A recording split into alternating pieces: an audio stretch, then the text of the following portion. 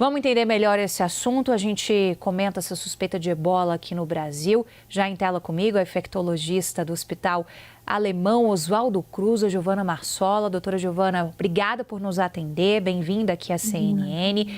Até que ponto devemos nos preocupar? E pelo que vocês têm acompanhado, todos os protocolos estão sendo rigidamente seguidos?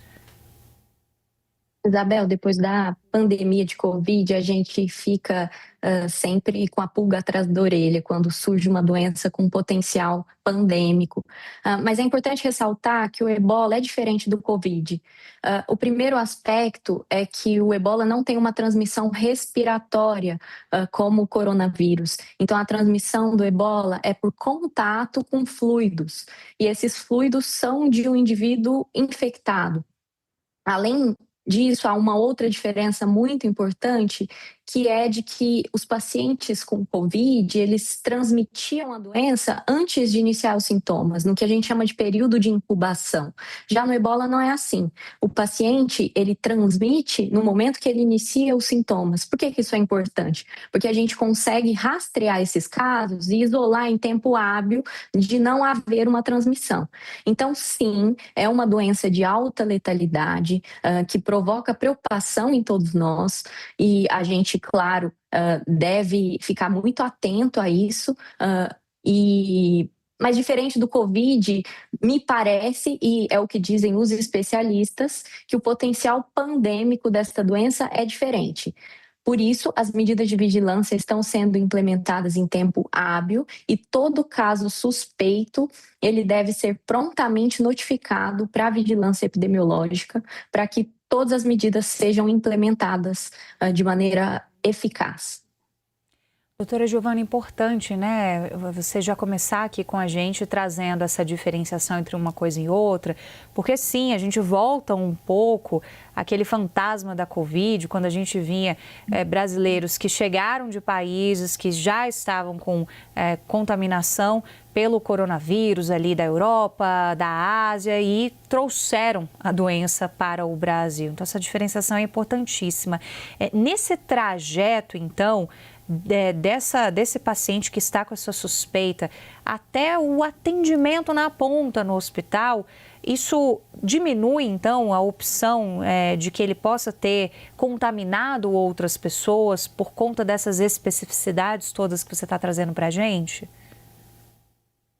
Seguramente, porque quando a gente fala em transmissão respiratória, um paciente em um avião, em que as trocas de ar são muito limitadas, ele é um potencial transmissor.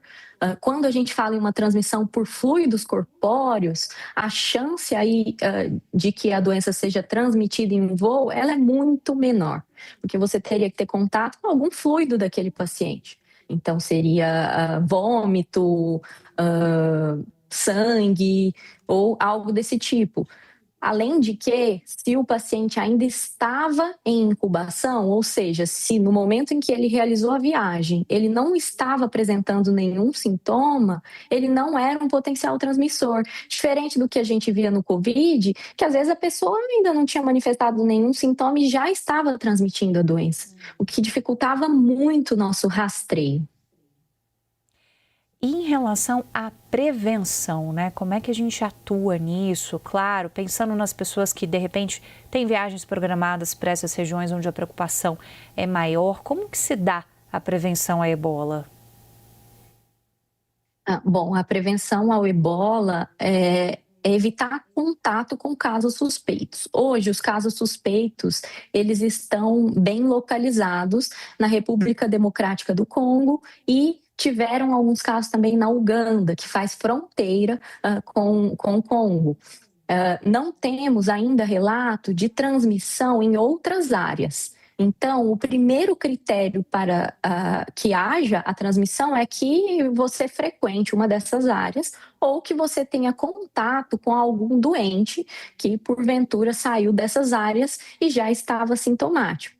Então, a prevenção, em primeira instância, é evitar frequentar esses países à medida do possível. É claro que tem pessoas que vão precisar viajar para essas áreas, E aí algumas medidas adicionais devem ser tomadas. Mas, em geral, aqui no Brasil, por exemplo, não há nenhum relato de transmissão da doença no território. Esse é o primeiro caso suspeito que a gente ainda não tem uma confirmação. E foi um caso que veio de fora, ou seja, se ele adquiriu a doença, ele adquiriu no Congo, não foi aqui. Pois é, e aí uma dúvida, quanto tempo demora para a gente ter certeza se é ou não um caso de ebola e quais são os procedimentos seguintes em relação a esse paciente? Bom, aqui em São Paulo, no município, há toda uma regulamentação de como agir diante dessa suspeita. Isso é importante para que todos os hospitais que atendam algum caso suspeito tenham a mesma conduta. Então, todos esses casos, assim que notificados, eles são levados ao Instituto Emílio Ribas, que é o local que já está preparado para atendê-los. Dessa forma, a gente minimiza muitos riscos de transmissão até para os profissionais de saúde. Uma vez no Emílio Ribas, são coletados exames e esses exames vão para o Instituto Adolfo Lutz, que vai realizar a confirmação do diagnóstico. Demora um pouco, não é imediata essa confirmação. Então, alguns dias são necessários para que esse exame venha. Porém, em paralelo, outros exames são realizados, até porque há alguns diagnósticos diferenciais para os sintomas que, Isabel, foram bem específicos desse caso. Então, o paciente teve dor de cabeça, febre e veio de uma região em que há transmissão de ebola. Isso coloca como caso suspeito, mas a gente sabe que várias outras doenças dão febre e dor de cabeça. Então, enquanto o exame de ebola não sai, outras doenças são investigadas. Malária é uma delas. Sim, importantíssimo, porque a gente ajuda também a comunicar que sim, é preocupante, mas também entender que não é um alerta máximo, né, doutora? Eu acho que é o principal aqui que a gente tira dessa conversa esclarecedora com a senhora. Muito obrigada, viu, pela atenção conosco aqui na CNN. A gente conversou com Giovana Marsola, infectologista do Hospital Alemão Oswaldo Cruz. Ótimo trabalho. Obrigada.